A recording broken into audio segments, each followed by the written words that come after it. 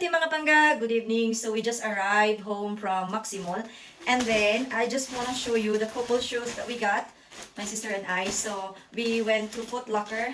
It's a shoe thing, you know, foot.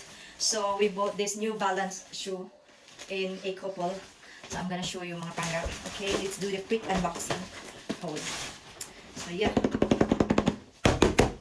Okay. So my sister chose this one and it's very nice, and this is also recommended by the sales lady that it's very comfy, so comfortable. And yeah, so this one mga pangga, so yes. These are the new shoes. It's very nice. Yeah. Yes, it's really nice. This cost around 100 euro. Yes, 100 euro. So it's in 6,000 pesos mga pangga. So yes. So when I said couple, which means dalawa, di ba mga pangga? Ng kapatid ko mga pangga. Ayan. Twinning kami. Ito yung sa kanya.